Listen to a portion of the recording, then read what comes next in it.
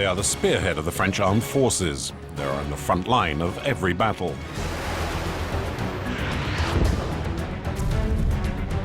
As a result of their highly dangerous missions, they have earned the nickname Knights of the Sky. They are the fighter pilots of the Naval Air Force.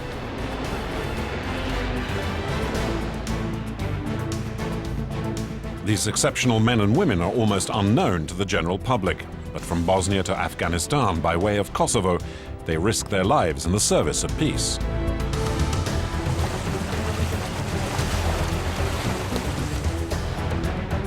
The selection process for a fighter pilot is ruthless. In the air, the least error is fatal.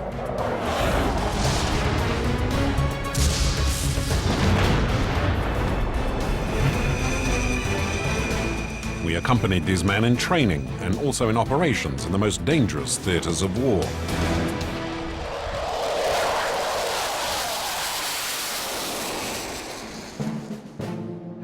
This is where it starts for all naval pilots, at Lanveoc near Brest.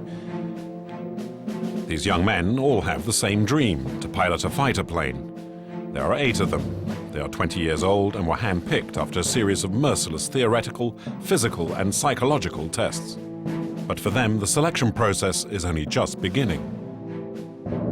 And that the least mistake means elimination with no appeal.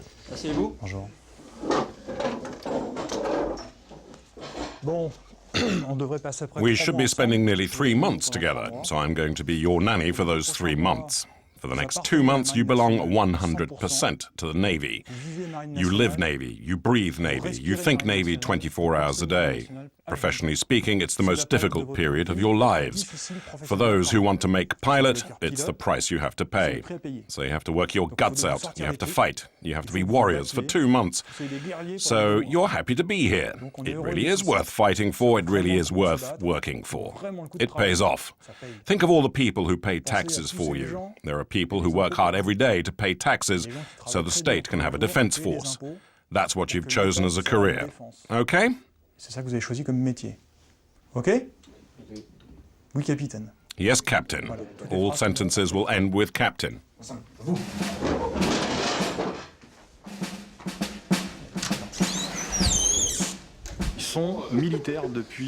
They've been soldiers since 8 o'clock this morning. We're going to give them a military polish for the week, technical classes, and in 2 or 3 weeks' time they'll go flying to begin the in-flight selection process.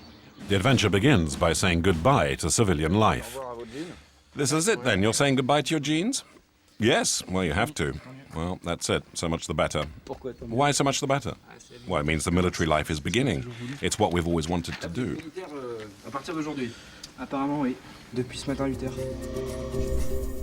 Louis Tisserand is 20. Before he came here, he was studying maths. C'est quoi ton joli petit nom, toi? Jean-Baptiste Lamblin lives in Luneville. He's from the science faculty. I've been waiting for this for some time, really. For how long? Well, since I decided to become a pilot. And how old were you then?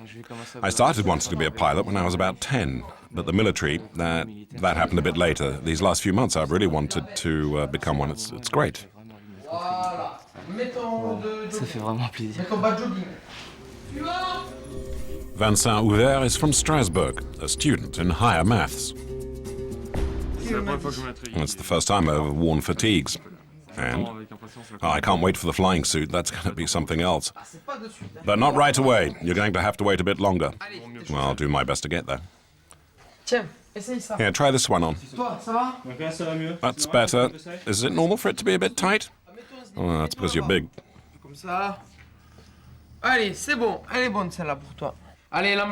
These young people who are living at home just yesterday will have to surpass themselves to prove that they are capable of becoming fighter pilots. Well, it's the beginning of a long adventure that I hope will lead a long way.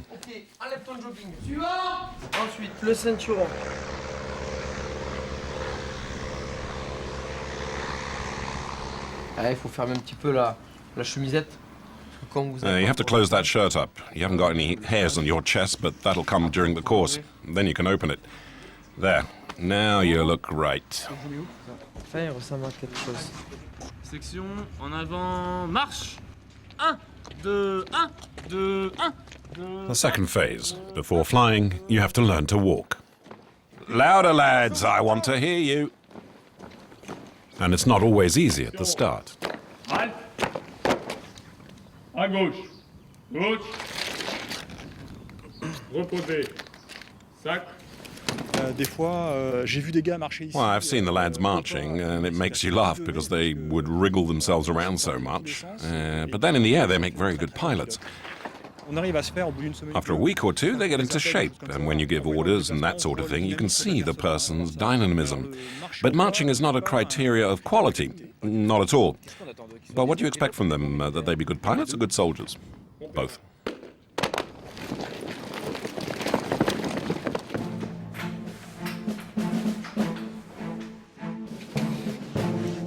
Military discipline comes first, and these future aces of the joystick will have a tough life for 3 months. In Lanveoc, we're a long way from the Top Gun of Hollywood movies. C'est pas tellement Tom Cruise. Well, it's not like Tom Cruise. I've never seen him mopping out the latrines. Formez des femmes de ménage ou des pilotes? Are you training cleaning ladies or pilots? We do both. We teach them to be disciplined in everything and to respect the equipment. In order to have a clean environment that you want to work in, it has to be immaculate the whole time.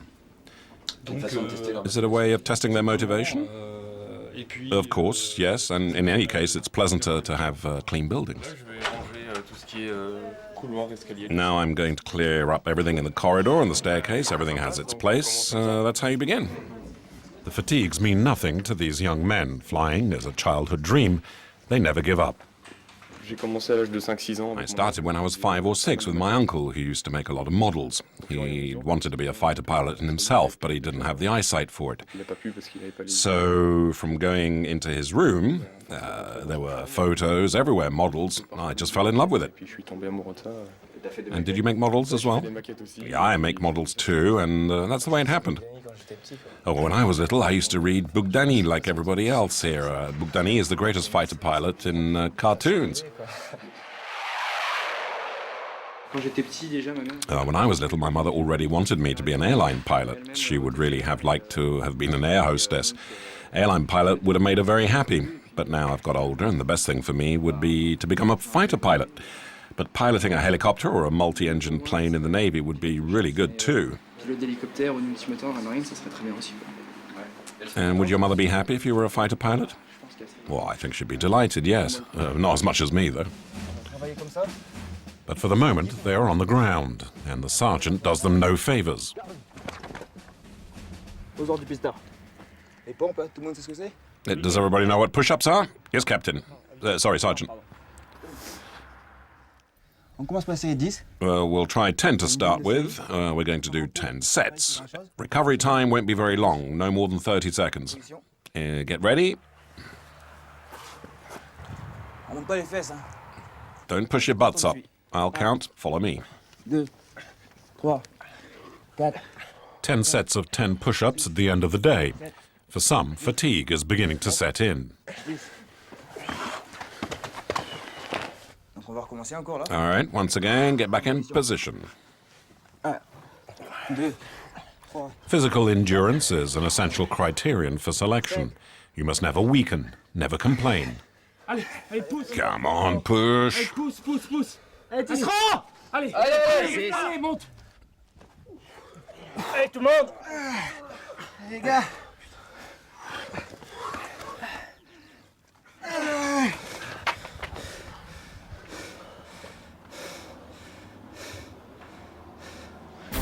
Physical exercises follow one another at a nightmare pace. I don't want to see you again. Stay there. I don't want to see you again. Stay where you are. Come on.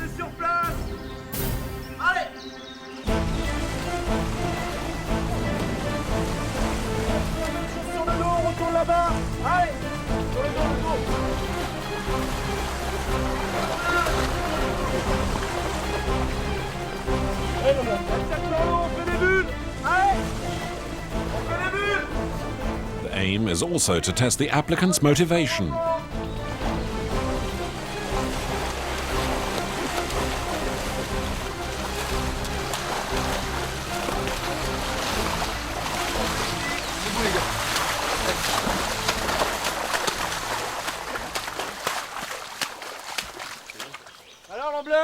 So, Lamblin, you don't like water, eh?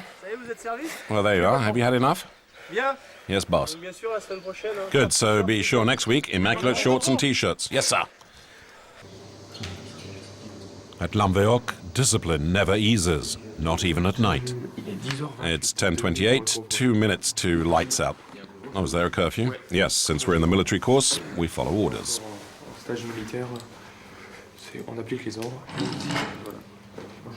The next morning at Reveille, the first elimination test will begin for the 8 applicants. It's time for the final revisions.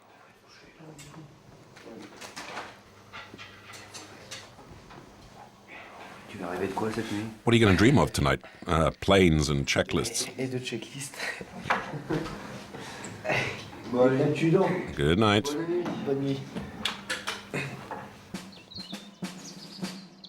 8 o'clock in the morning. Midshipman Roussel, a seasoned pilot, is in charge of the first crucial test. For an hour, the students will work on basic flying techniques.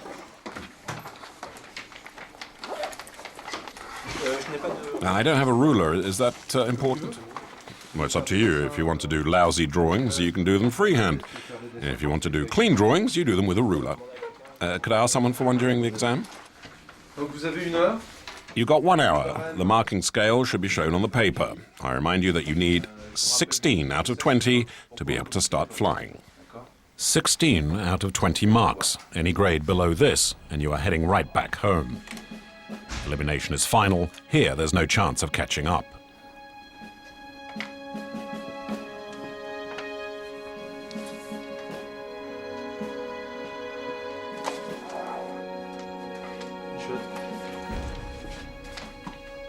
The test over, and Midshipman Roussel grades the papers immediately.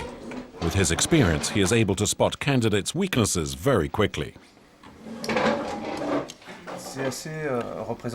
Well, it's pretty representative of the way the candidate registers things and is able to reproduce them just like that, because we demand a lot of learning by heart. It points to any problem of assimilation. He won't be able to go flying because later when he's flying it'll be worse in a pressurized, stressful atmosphere. It just won't work up in the air. He won't be able to register the things we show him in the air and reproduce them in the same way. Back in the classroom, the weight is almost unbearable.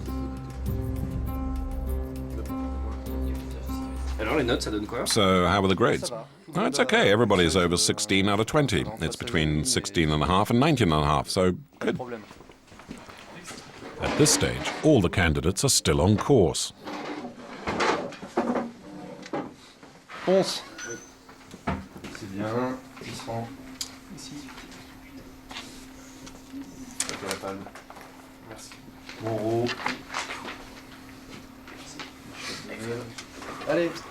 16h40 pile. It's 4:40 precisely. Time to beat it. Go on, you're free.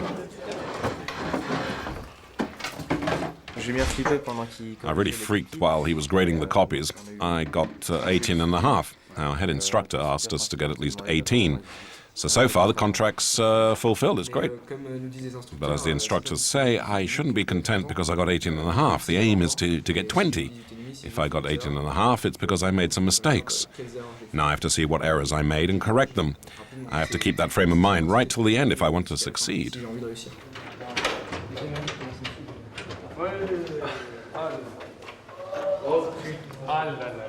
The first written test is a success. However, when they get back to the dormitory, there's a punishment waiting. One of them has breached discipline, so everybody pays. It has to be immaculate, it has to be clean. There was a cake lying around, so everything's been put back and the beds weren't made properly. Does it all have to be done again? Yeah, sure, if the beds aren't made properly, it all has to be done until it's done right. Well, they show us how to do it once or twice, and then we have to practice 1,000 times, and after 1,000 times, it sinks in. What does that mean, a mitered bed? Can you show me? Well, it's just a fold here, you see. You do a sort of tuck that you have to fold back under. Well, why? Well, it's just the way it's done. Maybe there's a reason, but we have to do it like that, so that's the way we do it. That's it. Mais il faut le faire comme ça, donc on fait comme ça, c'est tout.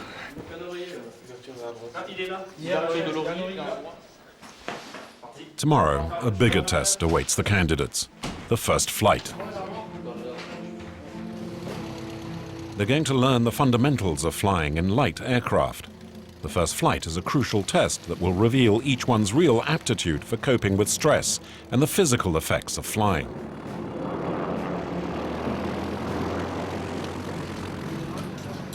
Jean-Baptiste is so unsettled that he has a major lapse of memory. J'ai oublié mon casque. Va chercher ton casque alors. He's not the only one. All the candidates are nervous. Le stress, il vient du fait que... The stress comes from the fact that I'm in the process of realizing a long dream, and considering that it's a selection, if I fail, that dream's gone. So at the same time, I have to try to shrug it off, but I mustn't lose sight of the fact that this is what I want to do. Que c'est ça que je veux faire, quoi. Vincent prefers not to answer questions. Je suis à fond dedans. Oh, I love this. Si ça vous dérange pas, je suis à fond. It's a simple exercise. Each candidate has to reproduce what appears on the monitor. Not so easy as it may appear. Oh, that kid's going to kill us. Oh, I'm going all over the place here. That's all right, just keep going. I'm taking off. Oh, no, I got that wrong. Successful takeoff, but in the air, it's another story. I'm making a mess of this. No, just keep going. The examiner spices up the exercise. Initial aerobatics are on the program. Okay, I'll take care of the plane. Cut the gas. The examiner is on the watch for the least mistake. Vous avez eu de la chance que la tempête n'était pas 60 degrés, hein. Il faut l'annoncer. D'accord. And for this first candidate, there are many. I was useless from start to finish. We had a mechanical problem at the beginning, and that threw me out completely, and I made a mess of it. I didn't get anything right today. For others, the flight is going rather well. So well that the instructor decides to go a bit further with the aerobatics. Perhaps a little too far.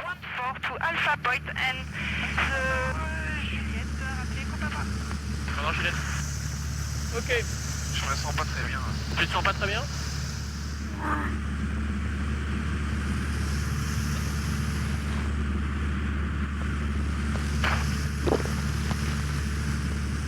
Curiously enough, at this stage of selection, vomiting does not mean elimination.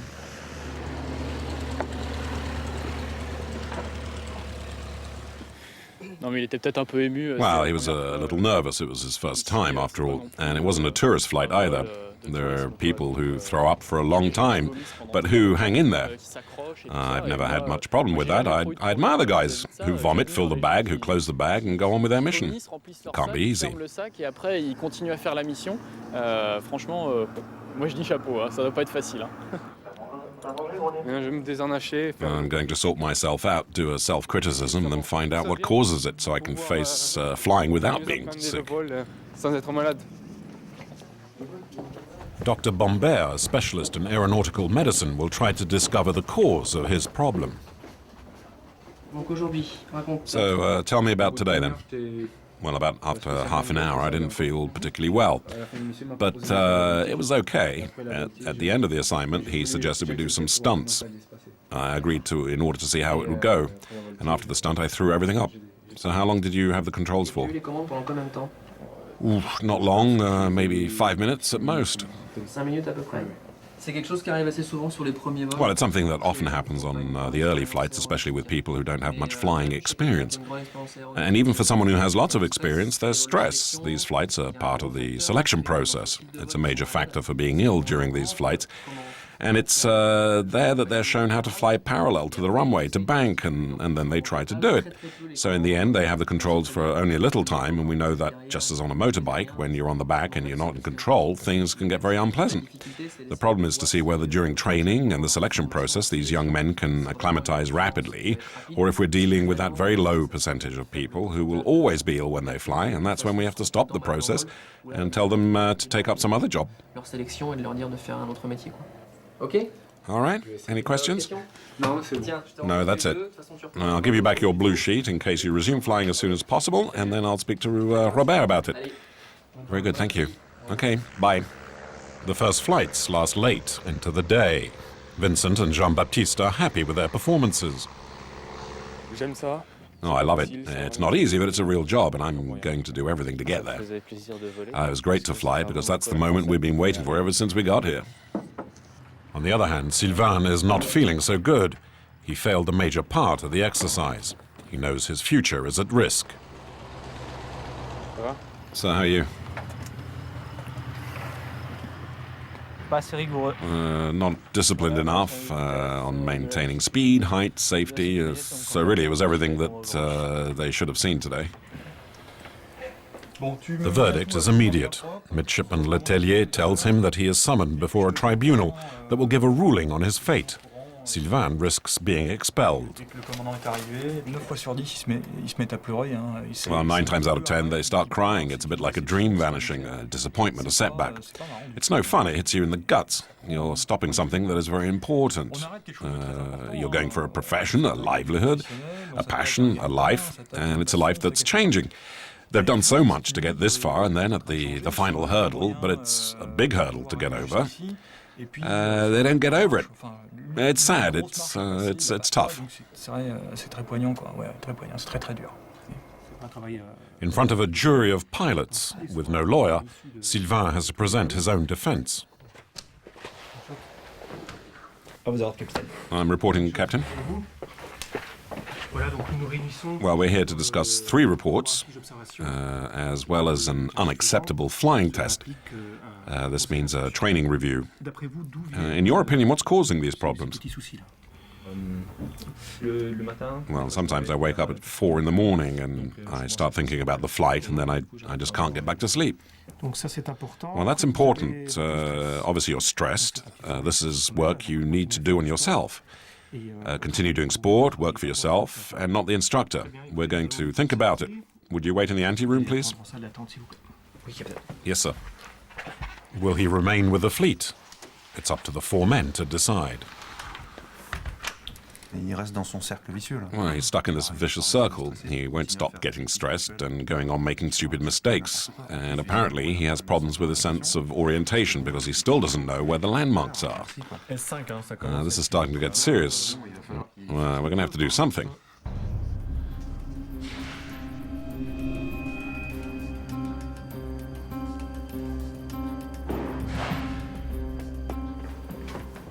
A few minutes later, the jury delivers its verdict. Well, with some things up, your training will go on. So we will have confidence in you. And about the stress, well, in our job, you have to have it. Believe me, anyone who doesn't get stressed is someone who's unaware, and one day or another he'll get into a big mess. But stress also often comes from the effects of surprise. So if you're really prepared properly for your flight, you'll be much more at ease. Thank you, Captain. A second chance is granted, but Sylvain knows that he's had a close call. Oh, were you scared? Did you think you'd be thrown out? Well, of course. You could be packing up your bag and leaving at any time here. It's a turning point. We're trying to mold them, and it's make or break. Now is when it happens. It makes sense. The road ahead is still long for these apprentice pilots. Those who succeed in getting through selection will still have to put in years of work and effort before becoming aces. We're going to try to do all we can to succeed, to give our all. Anyway, it's our big dream, and the best way to succeed is to give everything you've got, and at least if it doesn't work, we won't have any regrets. Well, it's the only thing that really interests me. Some people are made to save lives, like doctors. Well, I want to serve others, to go into the forces. It really is something I've always wanted to do.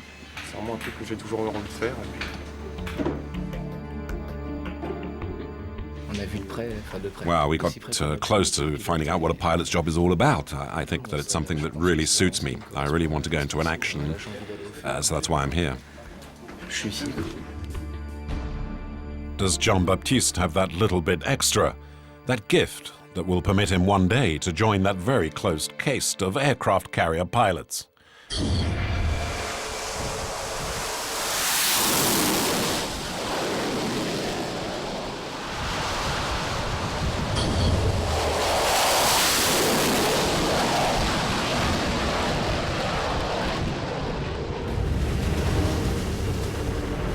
For the best students, this is the culmination, to go on combat mission. The aircraft carrier Charles-de-Gaulle plows through one of the most dangerous maritime regions in the world, the Indian Ocean.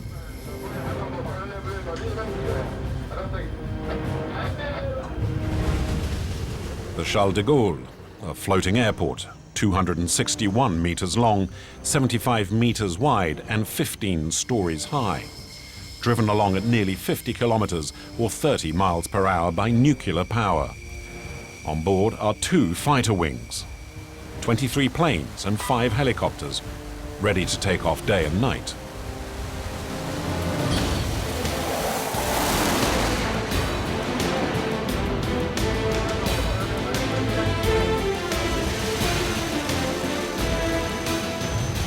The aircraft carrier is one of the key elements of Task Force 473, the Franco-American coalition that is undertaking numerous airborne operations in Afghanistan.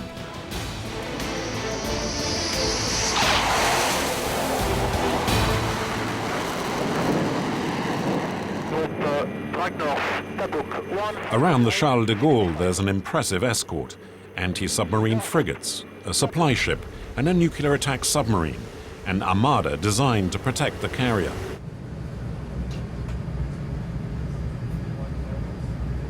Rear Admiral Mania is in command of this operation, known as Agapanthus.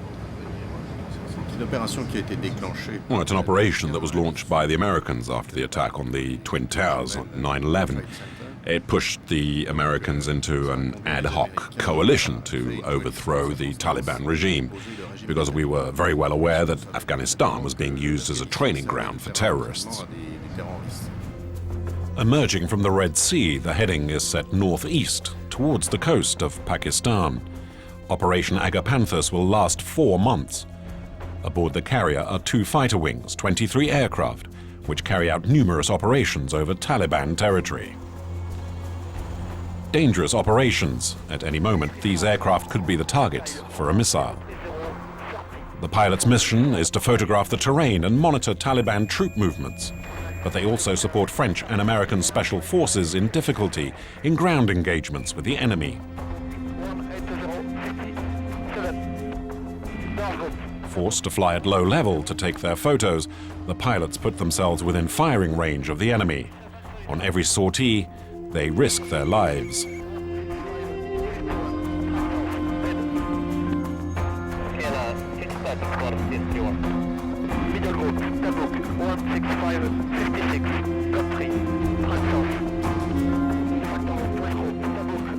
The mission is over, but they still have one test to get through, and no mean one.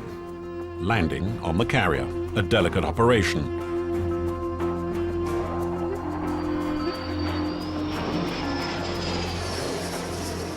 Behind the shield of the deck crew awaits the fighter's return. Their task is to guide the pilot by radio. Landing is always a perilous exercise, even for the most experienced pilots. It's certainly the most delicate phase on the carrier because it requires enormous precision and concentration. What speed does a plane arrive and how much time has it got to stop?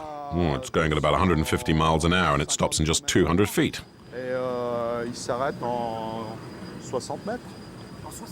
200 feet, that's pretty sudden.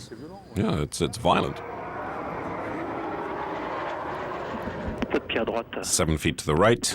Slowly, slowly, stay level. You're losing the nose, don't climb.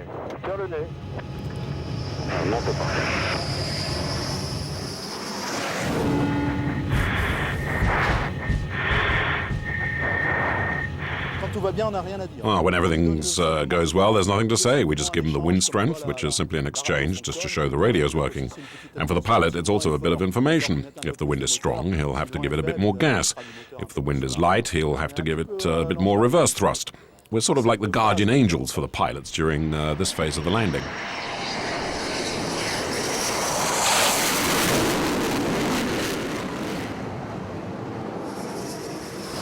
To stop in such a short distance, the pilot must use the landing hook fixed under his plane. A hook that will allow him to grab a cable stretched across the runway. If the pilot misses the cable, it's disaster. A successful landing. The pilot retracts his hook. The cable returns to its position, ready for the next plane. To increase the pilot's chances, the carrier is equipped with 3 cables. In the jargon, they call them arresting gear.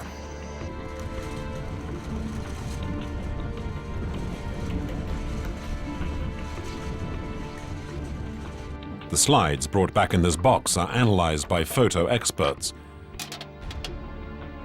Their objective to discover suspicious convoys, training camps, arms cache, and even the entrances to caves.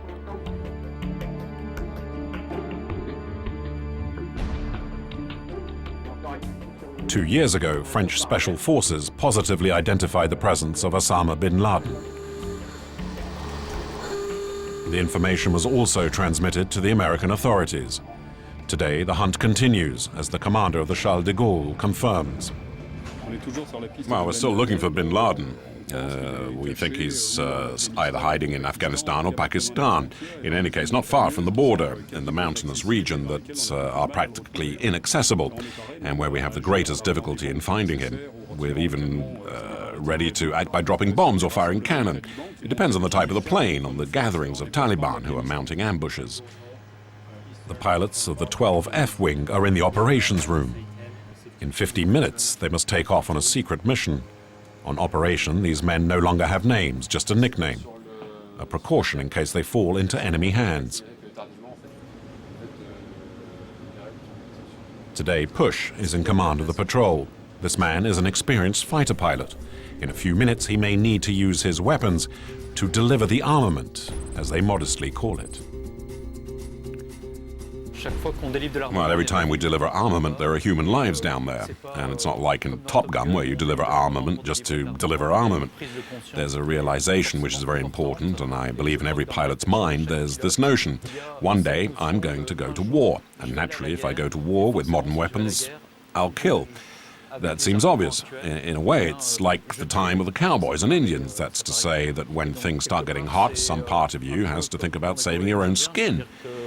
And then if you get targeted, which means somebody's trying to kill you, it's down to who fires first and hits the target first. Whoever does that's the winner. The survival instinct means that you're going to make sure you fire first. L'instinct de survie va faire qu'on va faire en sorte de tirer le premier.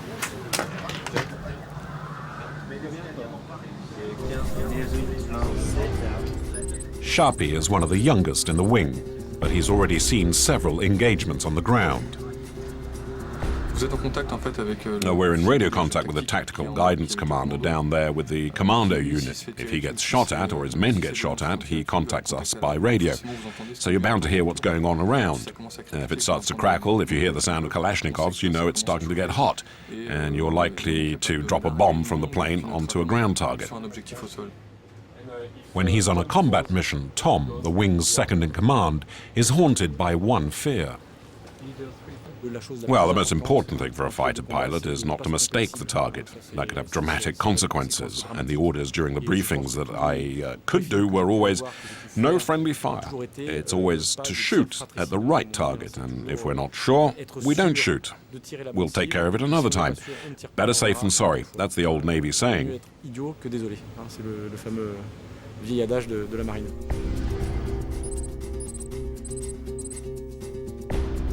Final precaution before takeoff.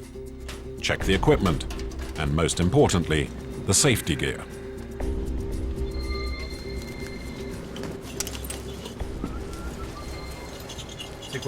Well, what's that jacket? It's called a May West. What's that? In case we have to eject, it simply enables us to float on the water without having to swim. So we're pretty well protected. There are also some tools in it that allow us to signal at night. Rockets, a distress beacon by which we can be located if we eject a long way from the ship. On a une balise de détresse également dedans, qui permet d'être repéré si on s'éjecte assez loin du bateau. The wing is ready to take off, or rather to be catapulted, as they say on the carrier. The planes are propelled forward by a small truck, which goes from 0 to 150 miles per hour in 2 seconds. A stunning acceleration, twice as fast as a Formula One car. During catapulting, the pilot undergoes the equivalent of 5G. That is, he weighs 5 times his weight. At this level, ordinary mortals pass out.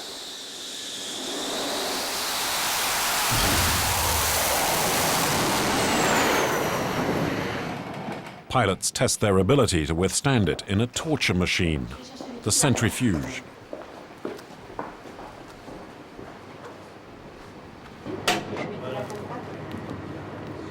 They take the controls in a real plane, and in a neighboring room, military doctors observe their reactions.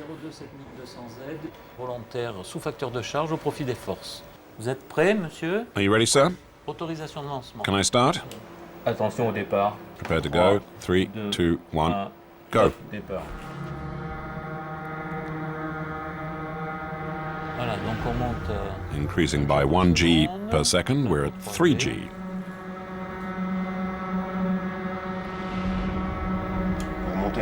Increasing to 5G, 3, 2, 1, go.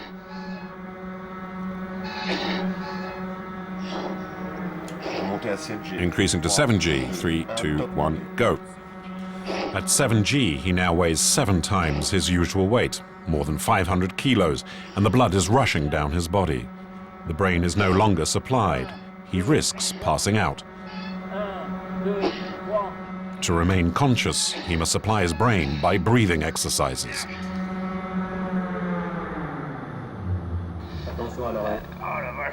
J'ai arrêté le lancement. I stopped the machine. You were not as efficient at the exercise. What load factor did you stop at? Vous avez arrêté à quel facteur de Alors charge? on va regarder maintenant. Let's see, 8.7 G, practically the maximum you see in a fighter plane. If the level of acceleration had been maintained any longer, the pilot would certainly have blacked Le out. pilote aurait perdu conscience, c'est certain.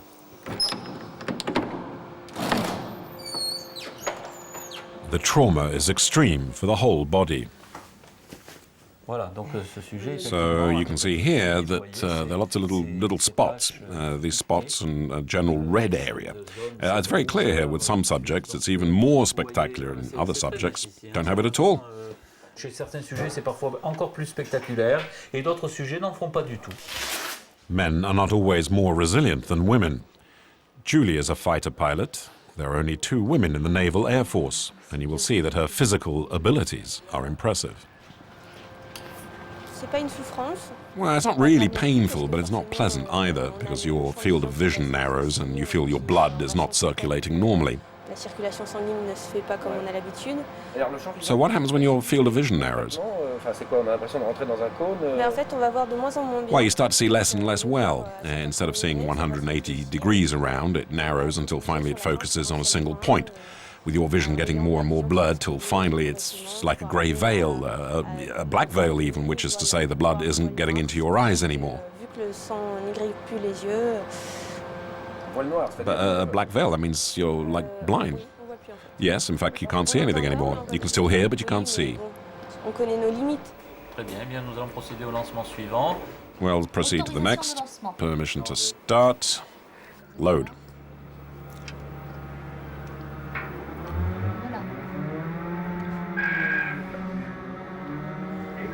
Increasing to 5G. 3, 2, 1, go. 1, 2, 3, breathe.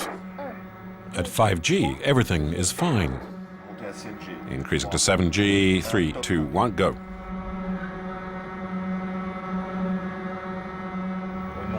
Increase to 9G. 3, 2, 1, go. At 8G, she is still clear-headed. Well, with the effect of acceleration, we have a biomechanical effect that draws the body masses downwards, so the features become distorted. Et donc, les traits se déforment. At increasing speeds, you can see that the distortion of Julie's face is really impressive.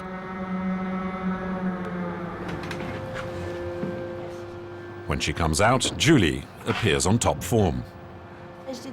Well, I was disappointed I didn't go above 8G. I tried to go as fast as I could, but the machine stops at 8. It doesn't seem to bother you that much. Non, non, moi ça me dérange pas. No, I'm fine. It's not a problem. Never been a problem. In fact, I got my call sign from this. What is your call sign? C'est timber. It's timber, because I can easily take so much G. Sometimes in flight I take too much G, In the United States, while I was doing an exercise in the simulator, I happened to take so much G that they said I was like a lumberjack. And because in the United States, the lumberjacks shout timber, the name stuck. So you're the lumberjack of the Navy. The force of acceleration is not the only problem during catapulting. The least error can be fatal, as these pictures show.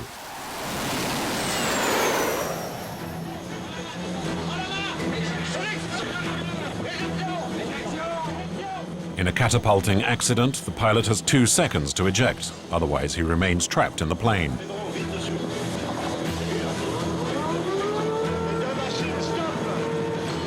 Here the pilot managed to eject, and the carrier's helicopter fishes him out of the sea.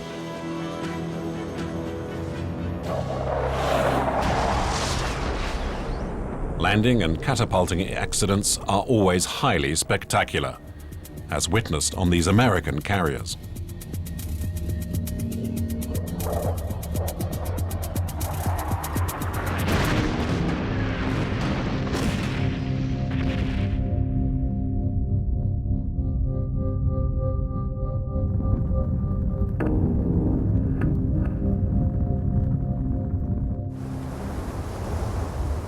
The Charles-de-Gaulle continues its course off Pakistan.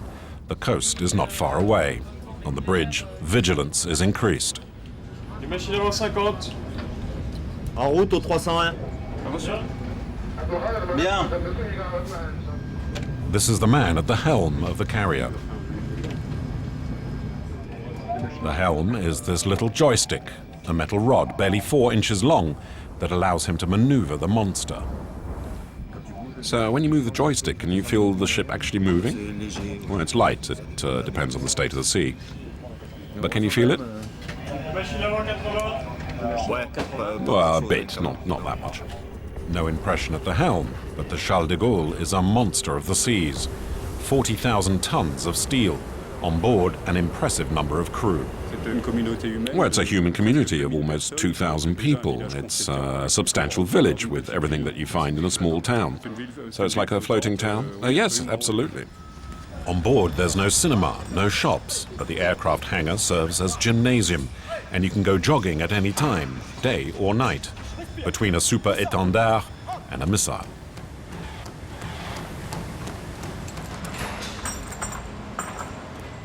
To recharge himself between missions, Charpie tries to find a little privacy in his cabin. Well, this is my home. Well, my home. In fact, there are 2 of us. The carrier may be gigantic, but space is at a premium. A single room for 2, not very big, barely 8 square meters, and rather Spartan. A bed and a desk per person. But it's the only place where he can put a few personal possessions, photos of his wife and children, whom he hasn't seen for 4 months. Well, before you sail, there are wives who say, "I don't want you to go," and kids who say, "Daddy, I don't want you to go." Your children who don't want to talk to you on the phone because they feel that you've betrayed them. My daughter doesn't like talking to me much, but she's a bit young, so I worry about it. Now, it's happened, kids who won't speak to their dad for 3 weeks when he gets back from a mission, they sulk. But mostly the people who do this job, and I think it's a pretty good thing, choose wives who can adapt, who are flexible. For a long time, the preserve of men, naval installations opened their doors to women in 1992. Aboard the Charles-de-Gaulle, women make up 10% of the crew, 200 out of 2,000 sailors. Marie Vassiliev is an officer. Amongst her other duties, she is the ship's reporter. She edits the aircraft carrier's newspaper. Well, I'm off to interview a pilot for the ship's paper, because we have to do an onboard paper, and by tradition, every time we put out an edition, I interview somebody, and this time I've chosen to interview a pilot.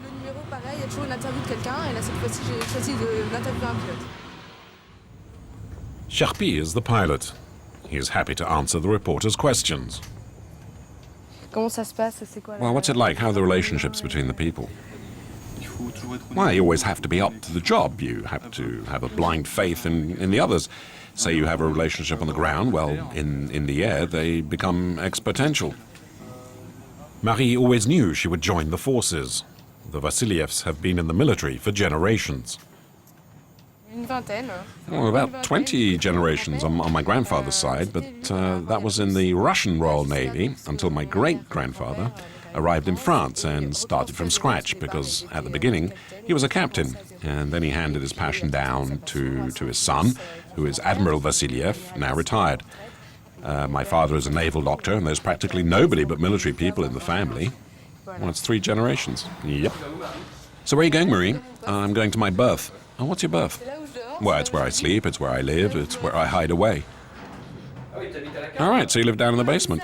Yeah, that's right. No, seriously, they call it the midshipman hold, or rather the midship girl hold, because it's a female berth. And what does midshipman mean? Why, it's the youngest rank of officer on board. The midshipman has a special role. That's something that surprised me when I first came on board. It's part of the ship's tradition. Are you the youngest officer on board? Yes, the youngest, yes. How old are you? 23. And several weeks ago, Marie got engaged to a pilot she met aboard a carrier. Well, it began by a lot of laughing. We spent an evening talking about all sorts of silly things, and I think that I've never felt so happy as on that evening. And then he showed me his superb airplane. He sat at the controls and he explained things. Oh, well, there you are. Is it a romance that will continue after this operation? Yeah, I think so, because he's proposed to me on board the carrier, so I think, yes. We got engaged when we stopped over in Dubai, and, well, now I'm going to boast. Too bad, I prefer my story to Top Gun. I think it's more romantic. Unfortunately, her pilot had to go ashore at the last port of call. This is Arpik. He's my cuddly toy. Well, to be exact, he's my sweetheart's cuddly toy, and we exchanged. I gave him my little lion that I nicknamed Snappy, and he gave me Arpik, his duck. Well, do fighter pilots have cuddly toys? I don't know, but he always has. But it's great because they have a really tough job, and on the other hand, they're approachable and really nice. And they have cuddly toys. So, in your little house here, do you have photos of him? Yes. Can you show them to us? It's a bit secret, but all right. I'll show you 1 or 2. Here he is in his plane. This is one of my favorites. And there's his plane. You can't see him, but he's inside all the same. You have to realize it's psychological. And here he is again in his plane, and then over here he's with his friends. It's the end of the day for me, so I'm going to rest for a bit now. Time for bed.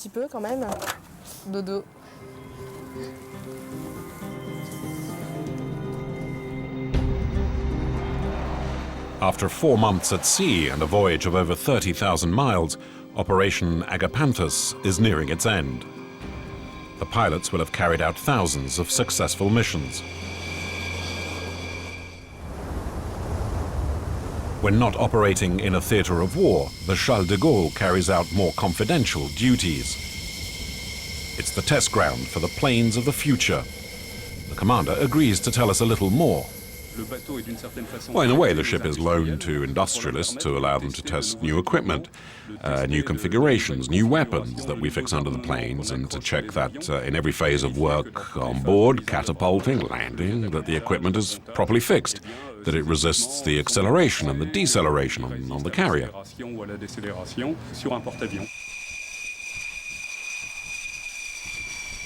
In the economic war between constructors, technological breakthroughs are a major advantage. It allows France to break into new markets. At the controls of these experimental planes are test pilots of exceptional ability. The man who is landing his Rafale on the carrier is a legend in the Navy. Oh, well, who's the pilot, though? Oh, that's JJ, Eric Gerard. He's a former pilot with at least 15 years' experience in the Navy. He was a fighter pilot, and he also knows the environment, which makes things much easier in terms of integration with people and in practical terms of landing on the deck and catapulting. Eric Gerard is a phenomenon. At an age when other pilots are retired from flying, he continues to achieve exploit after exploit. At 50, he is one of the very few still at the controls of a fighter plane. Well, I've been doing this for 30 years. Well, almost 30 years. But anyway, after 30 years, you know what you're doing. I have a feeling that I've never stopped. Do you know how many times you landed on a carrier? Almost 500. 500 landings carried out by a master. His relationship with the Charles-de-Gaulle goes back a long way. Well, I was the first to land on the Charles-de-Gaulle. Now, what does that mean? Are you proud of that? Yeah, well, it's nice because it means you've taken part in the adventure of the French Naval Air Force. You know, being the first, the second or third doesn't change much for you, but what's nice is having been there at the beginning. The tests begin. Eric has to test the strength of a new missile mounting system beneath the plane.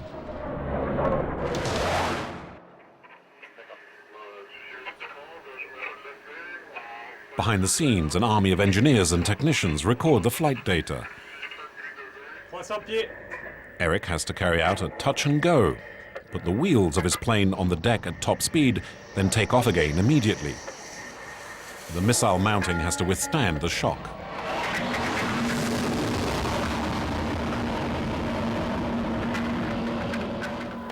Well, I really bounced. Did you see that? It was great. Okay, it's in the can. The tests are over.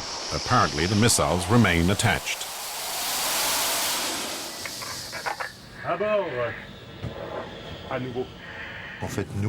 Well, our job is really to work it out so that you can get the best cost-efficiency ratio for something that will help the pilot on a mission. But it won't cost you an arm and a leg. You always have some military string twanging in the background. You're ready to commit your life to defend the values that you believe in. And what are those values? Well, they might be the family, friends, drinking red wine, eating camembert, baguette, well, all sorts of things. La famille, les amis, boire un canon de rouge, manger du camembert, la baguette de pain, enfin bon, plein de choses comme ça. The next morning, Eric Gérard takes off on another mission. He's expected in the Persian Gulf. As usual, he travels in a Rafale, cruising speed 480 miles an hour.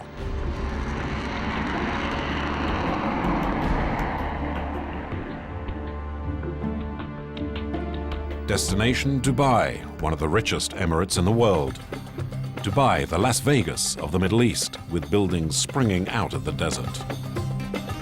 An economy constructed entirely on oil, a kingdom of billionaires.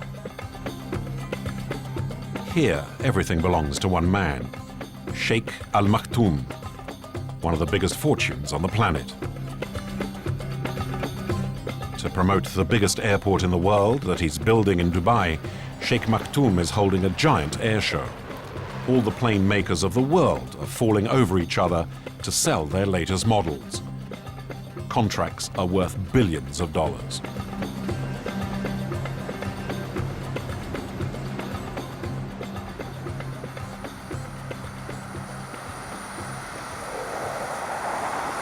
At the air show, France is represented by the Rafale. On the eve of the official opening, Eric completes his final practice. Tomorrow he will have a few minutes to persuade potential customers that his plane is the best in the world. And to do that, he must reach perfection.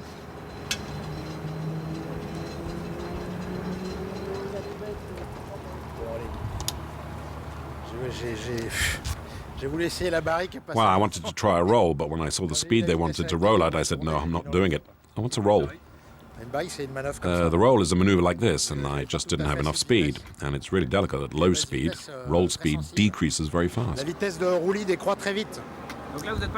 So you're not happy with yourself? No, I'm not unhappy with myself, but I just need an extra 20 knots as I go in to do the roll and get through the wind. We'll fix that next time. It's nothing really. That's what practice is for.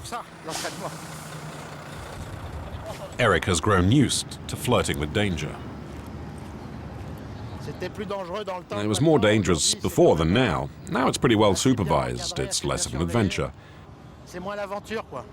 But occasionally you do go to the limits of the plane, right? Well, we go to the limits, but knowing what we're doing.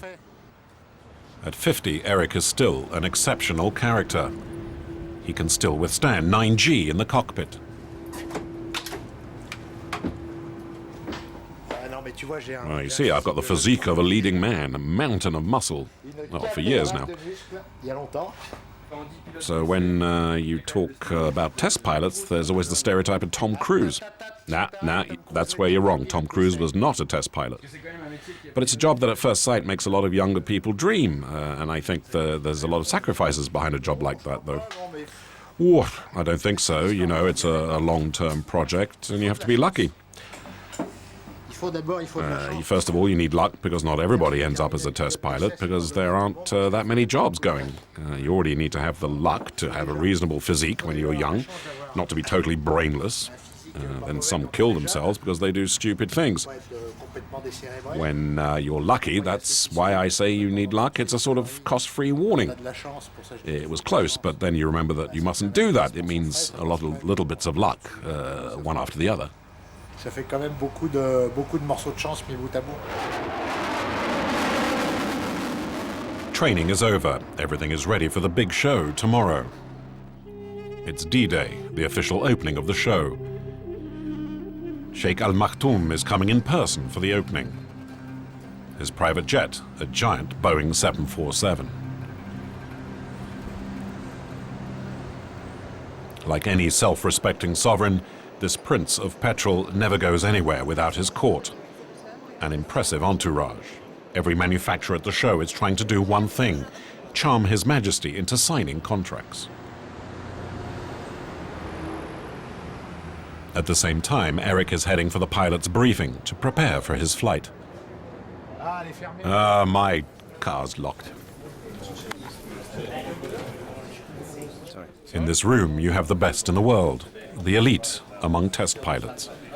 From jumbo jets to tiny gliders, these men can fly anything, in the most extreme conditions. And here, everybody knows Eric. It's an excellent presentation, really. He knows how to use his aircraft, and he knows how to perform a good display, and he knows how to use the aircraft to the limitation. And he's a good pilot. He's always naughty. He's laughing, smiling, but he's always naughty. He breaks the rules. Final preparations for Eric and his engineers. On the program is a series of top-level aerobatic maneuvers. This is the plan for presenting the Rafale in Dubai. What's the most difficult stunt to perform? Well, landing is a bit touchy. You can't mess that up. Then there's the 360, the double at the beginning. And how much G are you under during these stunts? Well, at the start of the stunt, it's 9G, which means that you weigh how much at that point? Well, let's suppose I weigh 150 pounds, but I don't, but let's suppose, well, you multiply it by 9. Eh bien, on multiplie par 9. So you weigh pretty close to a ton in situations like that. You mean I weigh close to 2,000 pounds? You're crazy. Yeah, that's about it, though. You weigh not far off a ton on the seat. And how long does that last? Well, a 360 lasts about 20 seconds. What would happen if they put someone behind you who had never been in a fighter plane and you did that program? Well, he'll lose his sight a number of times and probably his hearing, too. Would he pass out? Probably. Well, definitely. It's Eric's turn to hit the runway. He'll give all he's got to demonstrate his plane's capabilities. The stakes are enormous. Billions of dollars for the French aeronautical industry.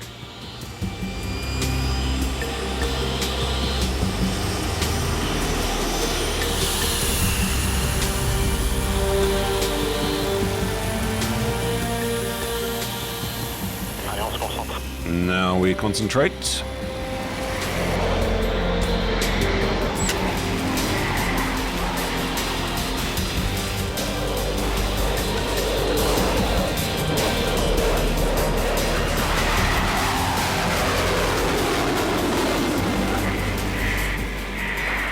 Maneuver follows maneuver at frantic speed.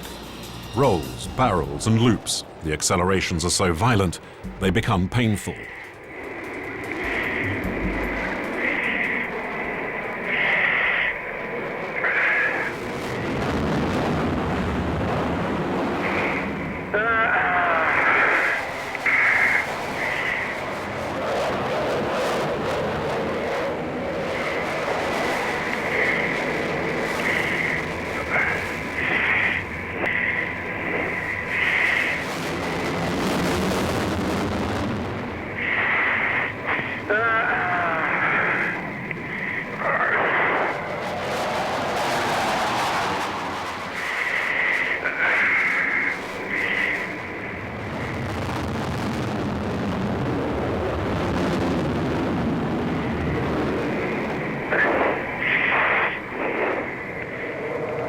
The demonstration cannot go beyond 7 minutes. 7 minutes during which he must give his all.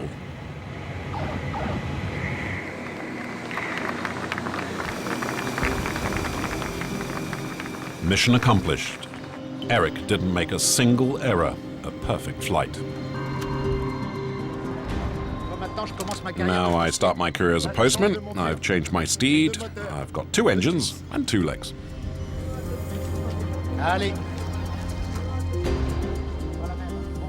Okay, Bernard, shall I wait for you or what? Did you see? A tight turn even on the parking lot.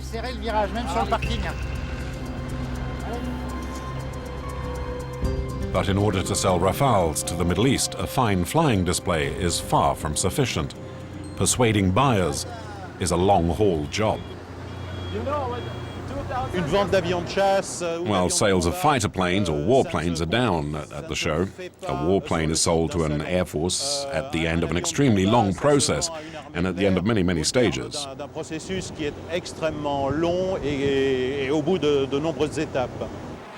Backstage, the competition is fierce. The Americans, the biggest plane makers in the world, are the stars of the show. In the sky are their latest technological innovations, like this latest generation stealth plane.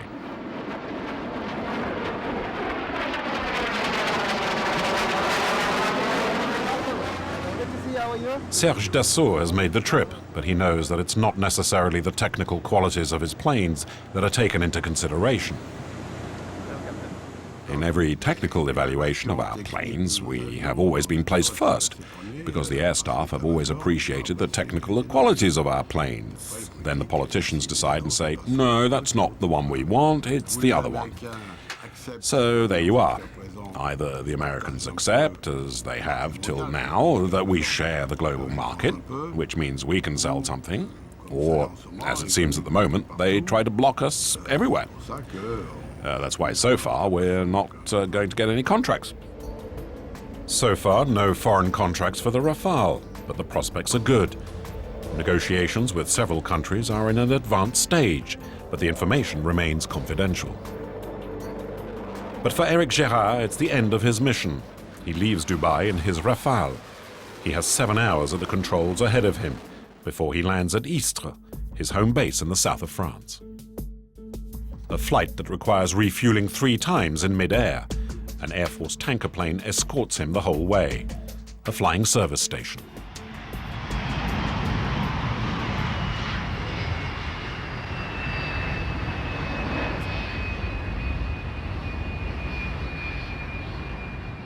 Mid-air refueling is actually a simple maneuver, but it requires extreme precision.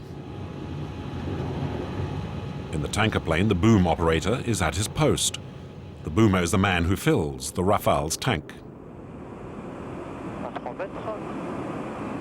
The Rafale gets into position.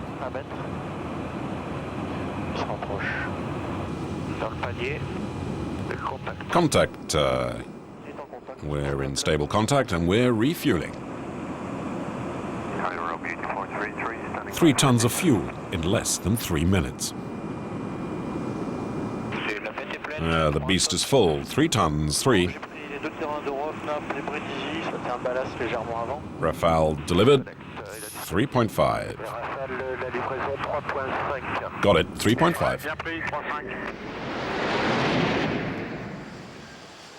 The Istres Air Force Base near Marseille. It's in this featureless office that Eric Gérard gets his mission orders. After a career of 30 years, he still gets the same pleasure.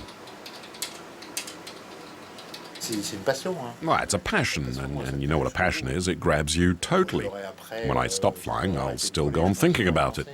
You can never draw a line. Well, you've had the good luck, which not many people have, to realize a childhood dream. Well, that's exactly right. And the most wonderful thing about it is to still be able to fly the latest planes at the age of 50. Regularly, I mean, because if I was still in the Navy, I wouldn't be flying. I'd be flying a telephone with a desk underneath it. A desk underneath a phone. You see a little cassette, a little test report, and then you're off again. Un petit top d'essai. Et voilà, on est reparti.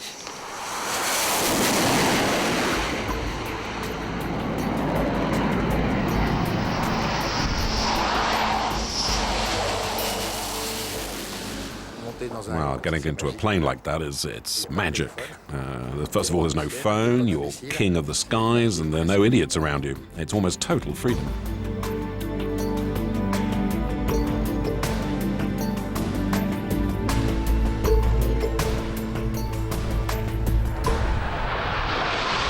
Back at flying school, Sylvain has been eliminated.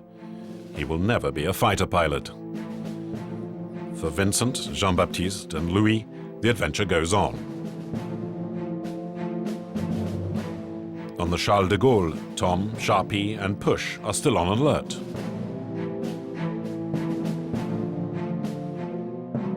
And as for Marie, she married her fiancé during the summer.